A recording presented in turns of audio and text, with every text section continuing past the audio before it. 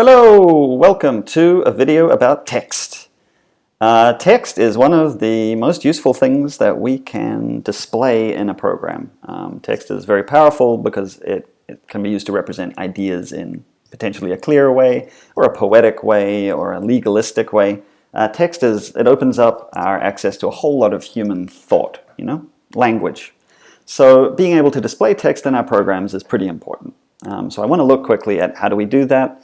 And before we look at displaying text, I want to talk for just a little bit about representing text in a program, because it's something important. So we're going to be talking first of all actually about strings. They're called strings, and then we'll talk about text after that. Okay? So strings are a kind of text. Here is an empty program. So before we can display text, we need to know how we represent text inside our program. As a kind of a value, right? So as you might imagine, the things that we represent, like numbers or objects or text, is something that we often would call a value, and therefore it's something that we could put inside a variable. And in JavaScript and many programming languages, we call text, the kind of text that we can assign to a variable, the kind of text that is a value, we call it a string. That's just what it's called. And the way that we indicate that some text is a string specifically is that we use quotation marks. Okay?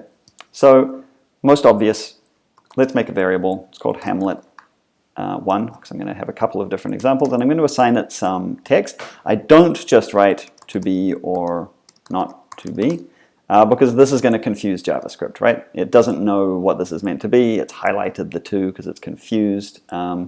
We need some way, some symbols of showing this is some text that I want to store inside that variable. We do that with quotation marks. So most often, perhaps what you might see most often is double quotes like this. Double quote marks. You can see that now the whole thing has gone green. What that green is saying is this is a string of text. Okay? To be or not to be. There is more than one way to indicate that some text is a string, and we should know them all, just so that we know them. The next one is Hamlet2. We can do it in single quotes. So instead of double quotes, single quotes, that is the question. Exactly the same thing. This is still just a string. It's not a different kind of string. It's still a string. We're just using a different symbol, the single quote, to indicate the string by surrounding it in single quotes. There's one more kind. I have talked about this before, and now we'll go into it again. And that is called a template string, or a template literal it gets called as well. And we do that with backticks. This backtick character, whether it is nobler in mind, etc., etc., etc. We're not going to write the entirety of that soliloquy. These backtick characters, at least on an English keyboard, they're above the left-hand tab key at the top left. Okay? All of these are doing the same thing. They're just indicating that some text is a string that we can then store in a variable. So this text here, to be or not to be, it's going to be in Hamlet1. It can be stored in there. Okay? So given that there's three kinds of quotes, we should at least speak briefly about why you should choose one or the other. Okay? So why? Let's get rid of these and start a new string. So if my string is in double quotes, there's one thing that I can't do easily. It's not easily, but there's one thing that I can't do obviously in this string. And what would that be? That would be using double quotes, right? So if I, for example, want to report on something that she said, most often I would write double quotes to indicate what she said. I do not agree. Exclamation mark. And then I would close that with double quotes, and then I would close the other double quotes that were around my string. But you can see how this is confusing. It's confusing even to me almost. And you can see that JavaScript is confused too. This part of the string, the thing that we were saying is the text that I wanted to store in the string, has gone funny colors. And the reason for that is that now the double quotes that we were using to start our string, the value that we wanted to store in our variable, it's getting confused with the double quotes inside our string. And so it all goes to hell, and this does not work. So there's a couple of things that we can do about this. One thing is, if I really want to use a double quote there, but I've got double quotes being used around my whole string, I can put a backslash in front of the double quotes that are actually part of the string text itself. You can see that that's made the whole thing happy. It's all gone kind of green again, except for these backslashes. And what this is called is escaping. This backslash is saying, don't treat this double quote as if it's part of JavaScript, the programming language, where we use double quotes to indicate a string value. Treat it as a literal part of the text itself. And so that works. That gets us around that problem, and if you want to do things that way, that's 100% fine. But the other thing that we could do if we need if we need double quotes in a string, it gives it away. We could use the single quotes version, right? She said, I do not agree at all. Now this works because the double quote now doesn't confuse JavaScript because we've indicated that we're using single quotes around the whole thing. So now we're happy. We can use double quotes inside a single quoted string and there's no consequences. But obviously you can probably guess what the potential problem is here. It's now difficult to include single quotes in our string. If I change this to don't, which has a single quote as part of it, again, the string has become all confusing and broken. JavaScript is no longer sure what is the string and what is the program. Again, I can save the situation by putting a backslash in front of this quote, this single quote, and that will fix the string. But you have to know, obviously, that you can't just use single quotes inside a single quoted string. The best thing to do of all, however, is to use backtick characters, this template literal idea. So now I can use both double quotes and single quotes. She said, I don't agree at all. So they both work fine, right? The string had no trouble because it's surrounded in backticks.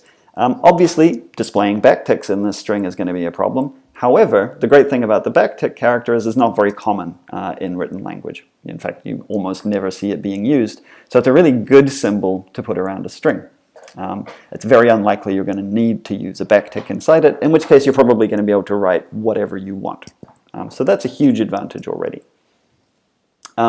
But there are bigger advantages, and we've talked about this before, but let's just remember that it's really nice and easy to include variables in a template string. So if we have a series of variables, such as Hamlet is a name, and Prince is a title, and country is going to be Denmark. So it's just like I'm going with a Hamlet theme right now. In a template string, it's very, very clear and nice and easy to include those variables in my string. So I can say, hi, my name is, and then I use the special syntax, $, curly bracket, Hamlet, comma, and then I need his title, title of country, exclamation mark. And now this string is going to say, because I've put variables in it, hi, my name is Hamlet. God, I've written Hamlet there. What an idiot. It should be the variable name, right? Name. I'm not an idiot. I'm still fairly intelligent. Okay. Hi, my name is, then it's going to put whatever's in name, so that's Hamlet. Hi, my name is Hamlet, comma. Title, that's Prince, so Prince of, country is Denmark, so Prince of Denmark, exclamation mark. It's a really neat and tidy way of including variables, and it also, you can just see how easy it makes that string to read as something that's going to print out things from inside variables. This is why they are called template strings, because it's a string that can change easily based on what's inside some variables. So it's like a template that can be filled in. Compare this to a string using double quotes. So how would we do the same thing with double quotes? Well, we'd have to say, hi, my name is. Now here, we can't use $name, because that's not my name.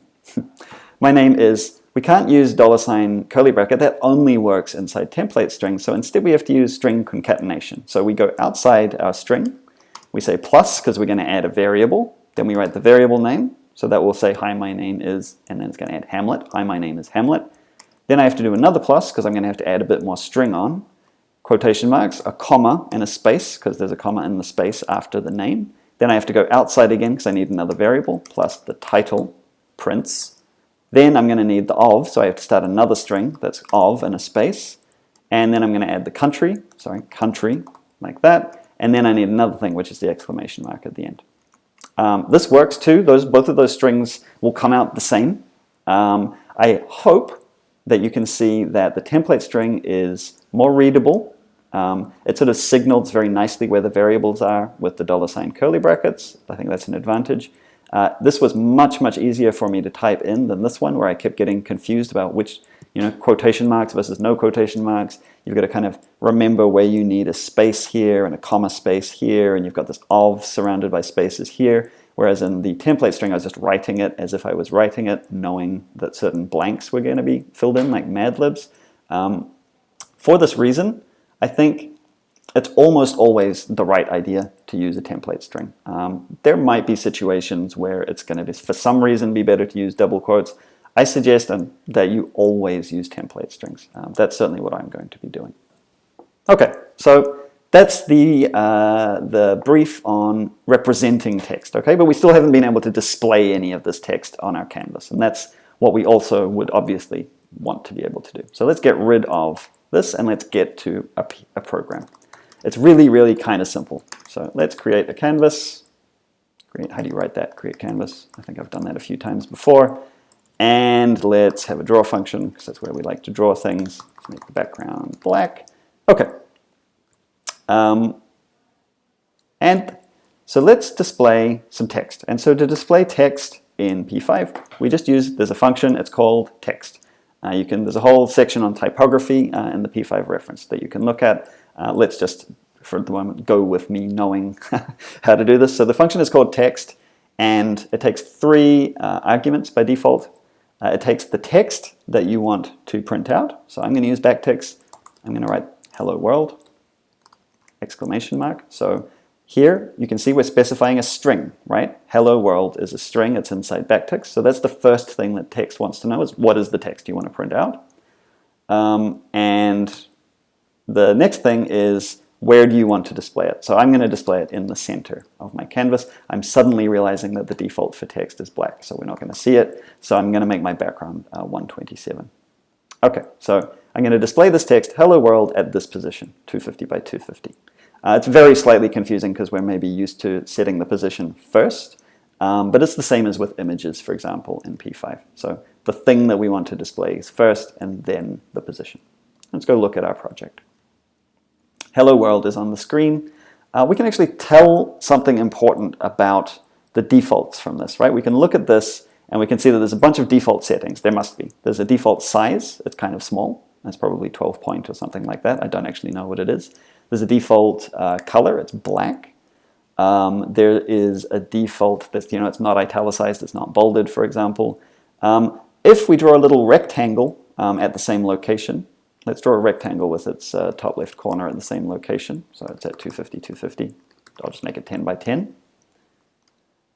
This tells us in a sort of primitive way how this text is aligned, right? So we know from the rectangle that 250, 250 is at the top left of that rectangle. So we can see that the text is aligned to its left is at the position we specified, and the bottom of the text is at the position we specified. So that's its alignment. That's its default alignment. So those are the various things that we can kind of tell just by displaying some text with default properties. First of all, though, let's marvel at the wonder that is the fact that we have any text on the screen at all. That's great. Certainly, though, you're going to end up wanting to change some of these default properties of the text. Read the typography section in the reference to know absolutely everything. We'll just do a quick sort of example of some of the things that we can set here. So if we want to set the color of the text, we actually use fill to specify that. So for example, if I want my text to be whatever, a color, let's just make a color up. That's a color. That will change the color of the text. Fill, just like shapes. So if we go back, kind of a hot pink. Don't love it, but maybe it'll look better when we make it bigger. So we set the color with fill. We can change the size. So let me separate these things out. So fill is kind of like a shape-oriented thing, right? Not text-specific, but it happens to set the color of our text. We can also set the alignment of our text with text align, and we specify the horizontal alignment. I'm going to say center it, and the vertical alignment, I'm going to center it and the vertical as well. That means that relative to the position we specify, which is the middle of the canvas, it's going to be centered in both horizontal and vertical to that point. So then hello world moves to the exact center of the canvas in this case because of the alignment. Lovely. Almost certainly we want to change the size. So text size is the function that does that, and we give it a pixel size for our text. Let's say 64 pixel size text. Save that. Now hello world is significantly larger, and that pink is starting to look like a great choice. It's actually making me want to change the background to black quickly as well. Oh yeah, that's good. So text size sets the size, probably makes sense. There's also things like text style we can set to bold. There's various special words that we can use in here, bold, italics, etc. Text style bold, we'll set it so that now it is bold hello world. Going back to the standard P5 stuff, we can also do things like set a stroke. The stroke will set an outline for the text. So if I want to outline the text in, I don't know, some kind of green, some kind of green, will that look horrible? Yes, it will look horrible, but let's try it. So there's a green stroke that's going to go around my text now. It's hard to see because it's only 1 pixel, but there's a green outline around these letters. If I want to be able to see it a bit better, I could set the stroke weight, so it's a bit heavier. Let's set it to 3 and see what that looks like. 3. There you go. Now you can see green. This is like kind of early internet typography. There's a green outline around my font. The other thing, of course, that I haven't talked about and that you should look up is using a different font altogether. We can see that we've got a kind of default sans serif font here that looks like Helvetica to me. With the eyeball test, you can indeed use other fonts, and you should look up in the reference how to do that if you want to be doing something like that. Okay, so there we have created some text, displayed it on our canvas, changed some of its qualities, its color, and so forth. That is displaying text.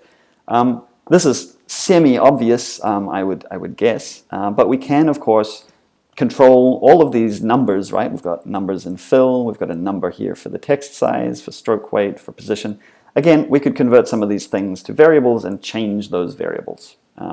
For instance, we can make text move if we just give it, so let's, we're going to need, I'll just call it hello. And we could actually start to do some slightly better programming here, actually. So let's say that the string hello is the words hello world, like this. That's the string that it represents. And we'll say that it's X and Y position, 250, 250, let's say. But now we could do all kinds of stuff like setting a velocity. Maybe it moves across the screen at 5 pixels per frame. And maybe it moves down at 1 pixel per frame. Now we're going to need to, we're kind of doing a bunch of stuff now, but let's do it anyway. Hello.x equals hello.x plus hello.vx, hello.y equals hello.y plus hello.vy. So now we should use those variables when we display our text, hello.x and hello.y. And instead of explicitly writing the string here, we can use the variable that's hello.string. Now we have moving text. Off it goes. Off it goes. We've got like full-on beautiful motion graphics. They're maybe not beautiful, but they do exist. They are something. Maybe we want to start the text at the top left corner now that it's doing this kind of moving thing. Yeah, screensaver. You can imagine things like you could make the word wrap around the screen or bounce off the sides of the screen potentially. That could be super fun. We could also, for instance, have a size here. Maybe the text size starts at 64. So let's replace the text size here with hello.size.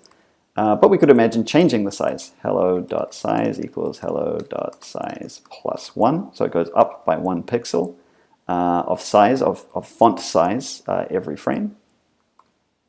Look at it go. It's expanding. And, I think you can see where this is going, right? The world is your oyster.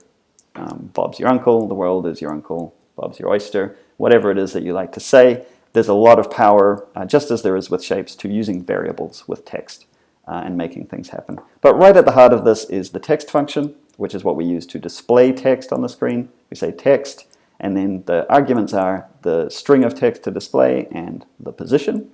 And then there are a bunch of specific text-oriented styling functions like text align, text size, text style, as well as various of the standard shape-oriented styling functions like fill, stroke, and stroke weight applying to your text. Okay, that's kind of the story on strings, which we talked about at the beginning there, which is how do we represent text in JavaScript, and then text, how do we display text in our running program. So hopefully that was useful, and you can now do standard kind of like I just need to display some text with information, but you could also animate text and make text dynamic in interesting ways as well. Okay, bye. See you next video.